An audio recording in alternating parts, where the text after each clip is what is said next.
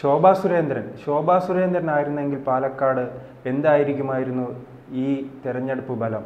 തുടക്കം മുതൽ തന്നെ ഈ ശോഭാ സുരേന്ദ്രൻ സ്ഥാനാർത്ഥിയാകണമെന്ന രീതിയിലായിരുന്നു പാലക്കാട് BJP പ്രവർത്തകർ എല്ലാം രംഗത്ത് വന്നത്. പക്ഷേ അവസാന ഘട്ടത്തിലായിരുന്നു ഈ കൃഷ്ണകുമാർ കടന്നു വരുന്നത്. ഈ ശോഭാ സുരേന്ദ്രൻ ആയിരുന്നെങ്കിൽ ഞാൻ മുൻപ് സൂചിപ്പിച്ചതുപോലെ ഈ വലിയ വിജയം നേടാൻ കഴിയുമായിരുന്നു. ശോഭാ സുരേന്ദ്രനായിരുന്നെങ്കിൽ ഈ മത്സര ഫലത്തിൽ വലിയ മാറ്റം കണ്ടേനെ. കാരണം നമുക്കറിയാമല്ലോ, ശോഭാ സുരേന്ദ്രൻ ഏത് മണ്ഡലത്തിൽ മത്സരിച്ചാലും അവർ സ്ഥാനാർത്ഥി എന്നുള്ള നിലയിൽ മുന്നേറ്റം ഉണ്ടാക്കുന്ന ഒരു BJP നേതാവാണ്. അവർക്ക് വോട്ട് സമാഹരിക്കാനുള്ള, അതെല്ലാ സ്ഥാനാർത്ഥികൾക്കും അത്തരം ഒരു കഴിവില്ല. വോട്ട് സമാഹരിക്കാനുള്ള കഴിവ് ഉള്ള അപൂർവം സ്ഥാനാർത്ഥികളിൽ ഒരാളാണ് ശോഭാ സുരേന്ദ്രൻ. ശോഭാ സുരേന്ദ്രൻ മത്സരിച്ചുള്ള മണ്ഡലങ്ങളെല്ലാം നമ്മൾ ശ്രദ്ധിച്ചറിയാം. ആലപ്പുഴ പോലെ ഉള്ള ഒരു മണ്ഡലത്തിൽ, ആലപ്പുഴ എന്ന് പറയുന്നത് ഇടതുപക്ഷത്തിൻ്റെ അതുപോലെ UDFൻ്റെയും ഒരു ശക്തി കേന്ദ്രമാണ്. കാരണം ലോക്സഭാ തെരഞ്ഞെടുപ്പ് ചരിത്രം എടുത്തു നോക്കിയാൽ നമുക്കറിയാം, അവിടെ UDF നിരവധി തവണ ജയിച്ചിട്ടുണ്ട്. LDFൻ്റെ അല്ലെങ്കിൽ CPMൻ്റെ ഇടതുപക്ഷത്തിൻ്റെ മണ്ണാണ് എങ്കിലും പലതവണ KC വേണുഗോപാൽ, VM സുധീരൻ, വക്കം പുരുഷോത്തമൻ, അങ്ങനെ ഒരുപാട് നേതാക്കന്മാരെ വിജയിപ്പിച്ചിട്ടുള്ള സ്ഥലം, ലോക്സഭയിലേക്ക് വിജയിപ്പിച്ചിട്ടുള്ള ഒരു സ്ഥലമാണ് ആലപ്പുഴ. അവിടെ ആലപ്പുഴയിലേക്ക് ശോഭാ സുരേന്ദ്രൻ ഇറങ്ങുന്നു. അത് BJPയുടെ ഒരു വിജയസാധ്യതയുള്ള മണ്ഡലം പോലും അല്ല. അവിടേക്ക് ഇറങ്ങുന്നു. ആറ്റിങ്ങലും നമ്മൾ നോക്കുമ്പോൾ അതൊരു ഇടതുപക്ഷ ആഭിമുഖ്യമുള്ള മണ്ഡലമാണ് ആറ്റിങ്ങൽ എന്ന് പറയുന്നത്. അവിടെയും ശോഭാ സുരേന്ദ്രൻ ഒരു താരമായി മാറുന്നു. അവർ അത്രയും വോട്ട് പിടിക്കുക എന്ന് പറയുമ്പോൾ അത് ഇടതുപക്ഷ ആഭിമുഖ്യമുള്ള മണ്ഡലമല്ല, മറ്റേതെങ്കിലും തരത്തിലുള്ള മണ്ഡലമാണെങ്കിൽ അവർ ജയിച്ചേനെ എന്ന് മനസ്സിലാക്കണം.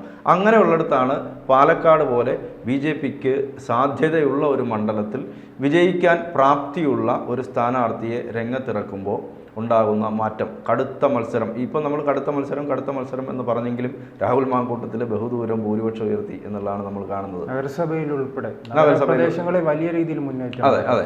അപ്പം ശോഭാ സുരേന്ദ്രൻ ആയിരുന്നെങ്കിൽ കടുത്ത മത്സരം തന്നെ നേരിടേണ്ടി വന്നേരെ മറ്റ് രാഹുൽ മാങ്കൂട്ടത്തിൽ ഉൾപ്പെടെയുള്ള സ്ഥാനാർത്ഥികൾക്ക്. ശോഭാ സുരേന്ദ്രൻ വിജയിക്കാനും സാധ്യതയുണ്ടായിരുന്നു.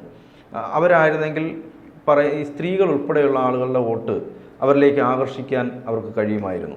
പക്ഷെ അതൊന്നും അവിടെ സംഭവിച്ചില്ല. തുടക്കം മുതൽ ശോഭാ സുരേന്ദ്രനെ സ്ഥാനാർത്ഥിയാക്കണം എന്ന് പറഞ്ഞിരുന്നു, അതവിടെ സംഭവിച്ചില്ല. കെ സുരേന്ദ്രനെ സ്ഥാനാർത്ഥിയാക്കണമെന്ന് പറഞ്ഞു, അതും സംഭവിച്ചില്ല. C കൃഷ്ണകുമാറാണ് അവിടെ സ്ഥാനാർത്ഥിയായി വന്നിരുന്നത്. C കൃഷ്ണകുമാർ കഴിഞ്ഞ കുറേ നാളുകളായി മത്സര രംഗത്തുള്ള ഒരാളാണ്. അദ്ദേഹത്തെ നിരന്തരം ആളുകൾ കണ്ടുകൊണ്ടേയിരിക്കുകയാണ്. അതും എനിക്ക് തോന്നുന്നു അവിടുത്തെ C കൃഷ്ണകുമാർ പിന്നിലേക്ക് പോകാനുള്ള ഒരു കാരണമാണ്. കാരണം ഒരേ മുഖത്തെ തന്നെ ഇങ്ങനെ കാണുകയല്ലേ, പുതിയൊരാളിനെ കാണുന്നില്ല, പുതിയൊരാളിനെ അവതരിപ്പിക്കാൻ പറ്റുന്നില്ല. അക്കാര്യത്തിലാണ് ഇപ്പോൾ കഴിഞ്ഞ തെരഞ്ഞെടുപ്പിലൊക്കെ ഇപ്പോൾ CPM പോലെയുള്ള പാർട്ടികൾ ചെയ്തത് പുതിയ ആളുകൾക്ക് അവസരം കൊടുക്കുക. നിരന്തരം ഒരാൾ തന്നെ മത്സരിച്ചുകൊണ്ട് മത്സര രംഗത്തുണ്ടെങ്കിൽ എന്ത് സംഭവിക്കും എന്നുള്ളതിൻ്റെ ഉദാഹരണമാണ് ഇപ്പോൾ പാലക്കാട് പോലെ ജയിക്കാൻ അനുകൂല സാഹചര്യം ഉണ്ടായിട്ട്. അതോടൊപ്പം ഈ തർക്കവും അണികൾക്കിടയിൽ ആശയക്കുഴപ്പം ഉണ്ടാക്കി കാണോ? ഈ ശോഭയാണോ കൃഷ്ണകുമാറാണോ എന്നൊരു തർക്കം, അത്തരത്തിലുള്ളൊരു തർക്കം ഉണ്ടായിരുന്നില്ല. തർക്കം എന്നുള്ള ആശയക്കുഴപ്പം ഉണ്ടായിരുന്നില്ല. സ്ഥാനാർത്ഥിയെ സംബന്ധിച്ച് ചർച്ച ചെയ്യുന്ന സമയത്ത് തന്നെ അത്തരത്തിൽ ആശയക്കുഴപ്പങ്ങൾ ഉണ്ടായിരുന്ന ഈ ശോഭാ സുരേന്ദ്രൻ സ്ഥാനാർത്ഥി, അത് പലപ്പോഴും പല ആളുകളുമായി സംസാരിക്കുമ്പോൾ അവരുമൊക്കെ പറഞ്ഞിട്ടുണ്ട്, ശോഭയായിരുന്നെങ്കിൽ നല്ല സ്ഥാനാർത്ഥിയായിരുന്നു, കുറച്ചുകൂടെ മത്സരം കടുക്കുമായിരുന്നു എന്ന്. BJPയുടെ തന്നെ പല ആളുകൾക്കും ഞാൻ വ്യക്തിപരമായി സംസാരിക്കുമ്പോൾ അവർ പറയുന്നത് നമ്മളോട് തന്നെ ഷെയർ ചെയ്യാറുണ്ട്. ശോഭാ സുരേന്ദ്രനായിരുന്നു നല്ലത്, പാലക്കാട് അവരായിരുന്നു മത്സരിക്കേണ്ടിയിരുന്നത് എന്ന് പറയുന്നുണ്ട്. അപ്പം എന്തുകൊണ്ട് കൃഷ്ണകുമാർ അവിടെ പരാജയപ്പെട്ടു എന്ന് ചോദിച്ചാൽ ഇതിനും ഒരു മറുപടിയായിട്ട് നമ്മൾ കാണേണ്ടി വരും. കാരണം അവിടെ ഈ പ്രധാനപ്പെട്ട ഒരു മത്സരം അല്ലെങ്കിൽ ഈ സീറ്റ് പിടിച്ചെടുക്കാൻ പറ്റും എന്നുള്ള ഒരു ഘട്ടം നിൽക്കുമ്പോൾ ഏറ്റവും മികച്ച ഒരു സ്ഥാനാർത്ഥിയെ രംഗത്തിറക്കുക എന്നുള്ളതാണ് രാഷ്ട്രീയ പാർട്ടികൾ ചെയ്യുന്നത്. അപ്പോൾ വിജയ സാധ്യത ഉള്ള ഒരു സ്ഥാനാർത്ഥിയെ രംഗത്തിറക്കുക എന്നുള്ളത്. മറ്റൊരു കാര്യം, ഈ കെ സുരേന്ദ്രന്റെ നോമിനിയായാണ് നിലവിൽ കൃഷ്ണകുമാർ മത്സരിച്ചത്. മറിച്ച് ഈ പരാജയം അപ്പോൾ ഈ പാർട്ടിയിൽ കൂടുതൽ കരുത്തേകാൻ, ശോഭയെ കരുത്തുകൂട്ടാൻ കാരണമാകുമോ? ഈ പരാജയം അവിടെ ഒരു പുനർചിന്തയ്ക്ക് കാരണമാകും. കാരണം വിഭാഗീയത, ഇപ്പം ഈ സന്ദീപ് വാര്യർ കോൺഗ്രസിലേക്ക് പോയപ്പോൾ നമ്മൾ പറഞ്ഞ ആളുകളെല്ലാം പറഞ്ഞത് അവിടെ മുമ്പില്ലാത്ത തരത്തിലുള്ള ഐക്യം രൂപപ്പെട്ടു കഴിഞ്ഞു. ആ ഐക്യം ഉള്ളതുകൊണ്ട് ഇവിടെ BJPയുടെ സ്ഥാനാർത്ഥി വിജയിക്കും. വിഭജിച്ച് നിന്നിരുന്ന അല്ലെങ്കിൽ പരസ്പരം കണ്ടുകൂടാത്ത ആളുകളെല്ലാം ഒരുമിച്ച് ചേർന്നിരിക്കുന്നു.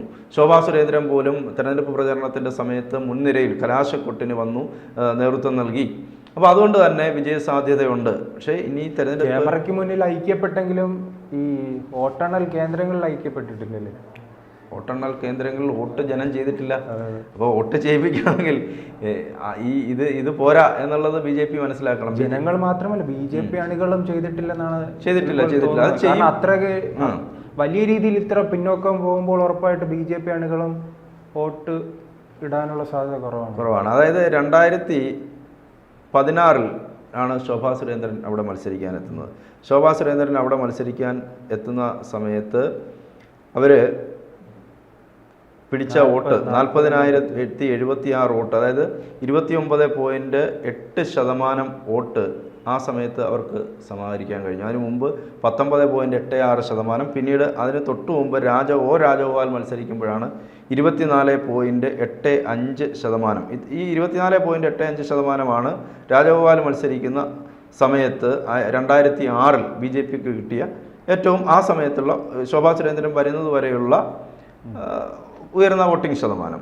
പിന്നീട് ശോഭാ സുരേന്ദ്രൻ വരികയും ശോഭാ സുരേന്ദ്രൻ അവിടെ BJP 2ാം സ്ഥാനത്തേക്ക് എത്തിക്കുന്ന തരത്തിൽ വോട്ട് പിടിക്കുകയും ആ വോട്ടിംഗ് ശതമാനം അടുത്ത് വന്ന തെരഞ്ഞെടുപ്പുകളിലും നിലനിർത്തി പോകുന്ന തരത്തിലേക്ക് ആ വോട്ട് ശോഭാ സുരേന്ദ്രൻ എത്ര ശതമാനമാണോ വോട്ട് പിടിച്ചത് അത് തന്നെ അടുത്ത തെരഞ്ഞെടുപ്പിലും ആ വോട്ടിംഗ് ശതമാനം നിലനിർത്താൻ സാധിച്ചു. അതായത് ഒരു അടിസ്ഥാനം ഉണ്ടാക്കി കൊടുക്കുകയും ശോഭാ സുരേന്ദ്രൻ ഏത് മണ്ഡലത്തിൽ മത്സരിച്ചാലും അവിടെയൊക്കെ BJPക്ക് വേണ്ട തരത്തിലുള്ള അടിസ്ഥാനം ഉണ്ടാക്കുകയും വോട്ട് കൂടുതൽ സമാഹരിക്കാൻ പറ്റുന്ന തരത്തിലേക്ക് മാറുകയും ചെയ്യുന്നു. അത് പിന്നീട് വരുന്ന ആളുകൾക്ക് ഗുണകരമായി മാറുകയും ചെയ്യും. ഇപ്പോൾ നോക്കൂ, ആറ്റിങ്ങൽ കഴിഞ്ഞ തൊട്ടു മുമ്പുള്ള ലോക്സഭാ തെരഞ്ഞെടുപ്പിൽ അവർ മത്സരിച്ചു.